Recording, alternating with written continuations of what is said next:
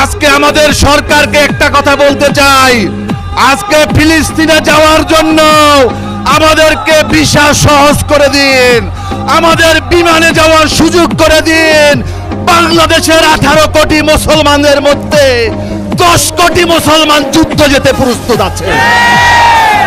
আমরা আমাদের বাইতুল মুকাদ্দাস উদ্ধার না করে আমরা ঘরে ফিরবো না।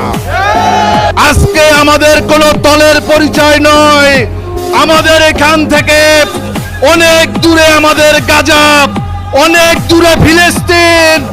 আমরা ফিলিস্তিনে বসবাস করছি না, তবে ফিলিস্তিন আমাদের হৃদয়ের ভিতরে বসবাস করছে। বন্ধুরা, সংগ্রামী বন্ধুরা আমার, আপনারা দেখেছেন বিগত পতিত স্বৈরাচার খুনি হাসিনা বিগত 17টি বছর বাংলাদেশ থেকে গণতন্ত্র নির্মূল করেছে, বাংলাদেশ থেকে ভোটার অধিকার, বাতের অধিকার, গণতন্ত্রকে হরণ করেছে।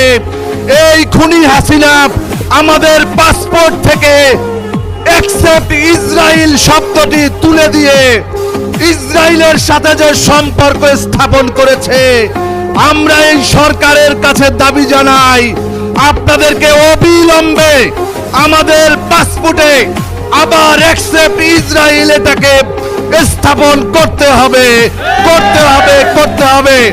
আমরা বাংলাদেশের 18 কোটি মুসলমান, আমরা ইসরায়েলের সাথে কোনো সম্পর্ক দেখতে চাই না।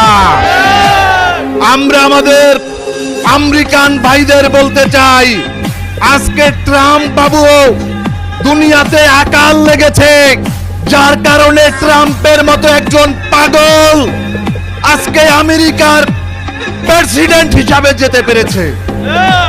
আজকে তিনি ক্ষমতা পাওয়ার পরেই তিনি গাজা দখলের হুমকি দিয়েছেন এবং এই ইসরায়েলকে মদদ দিয়ে যাচ্ছেন।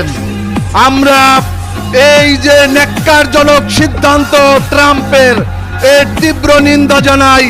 আমরা জানি বাংলাদেশ ছোট একটি রাষ্ট্র, তবে বাংলাদেশের জনগণ যদি বিক্ষুব্ধ হয় কি করতে পারে তা আপনারা বিগত 5 তারিখে দেখেছেন। এদেশের মানুষ ভেবেছিল শেখ হাসিনার মৃত্যুর